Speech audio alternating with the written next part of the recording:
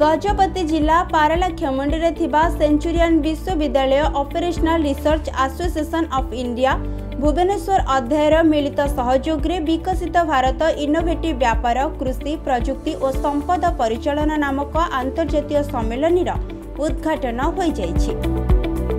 एही सम्मेलन रे 15 रु अधिक देशर विश्वस्तरीय गवेषक तथा नीति निर्देशक माने जोग दैथिले।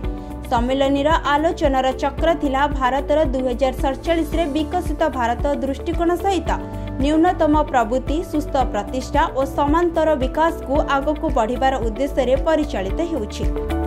सम्मेलन एक मुख्य आकर्षण हेउछि विकसित भारत पई स्थायी विकास पथ निर्धारण विषय रे आयोजित आलोचना चक्र। सम्मेलन रे अनेक प्रतिष्ठित वक्ता माने जोग दैथिले, जहामानक मध्यरे विशिष्ट थिले ऑस्ट्रेलिया वेस्टर्न सिडनी विश्वविद्यालय प्रोफेसर अथुला जेनेज, जे एग्रीटेक नामक प्रजुक्तिर खाद्य सुरक्षा एवं कृषिर भूमिका संपर्क में तांकर मत उपस्थापन करथिले। सम्मेलन रे एक अत्यंत गुरुत्वपूर्ण पाठ थिला विकसित भारत 2047 में जन जन उत्तीर्ण तथा युव गवेषकंकर भावना। यह आलोचना रे भिन्न भिन्न थीम आधारित प्रतिपादित होइथिला। एथिरे विश्वर प्रमुख संस्था मानकर शिक्षार्थी मानक द्वारा 160 रु अधिक गवेषणा पत्र प्रस्तुत होइथिला। विकसित भारत विषय रे आयोजित एही अंतर्जातीय सम्मेलन भारतर 2047 पर्यंत एक विश्व नेता भावे प्रतिष्ठा पाइबार आकांक्षा को समर्थन करिबा पई परिवर्तनशील भावना प्रेरणादायक गवेषणा सहयोग और व्यवहारिक समाधान गुड़िक उत्पन्न करिबारे सफल होइछि। आयोजक माने एही अनुष्ठान सफलता पई समस्त योगदानकारी और सहायकारी प्रति गभीर कृतज्ञता प्रकाश करथिले। आमे सेंचुरियन यूनिवर्सिटी रे हमर स्कूल ऑफ मैनेजमेंट ओरसी संगे रे आमे मिसिकी विकसित भारत पर गोटे इंटरनेशनल कॉन्फ्रेंस करूछु, जोटारे कि देश विदेश रु हमर आसीचंती पार्टिसिपेंट्स माने अराउंड 160 एब्स्ट्रैक्ट्स आसीछि, जेमते कि Australia, the UK, the UAE, Malaysia, Poland विभिन्न देश रु हमर एब्स्ट्रैक्ट आसीछि।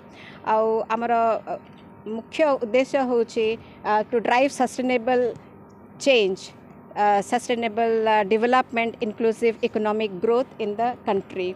एटारे हमर गोटे बहुत बढ़िया स्पेशल ट्रैक गोटे अच्छे स्टूडेंट्स मानक पई, बिकॉज वी बिलीव कि स्टूडेंट्स मानकर वॉइसटा बाहर को जाओ, से मानकर आइडियासटा बाहर को जाओ और से माने हम देश पे से माने कंट्रीब्यूट करंतु।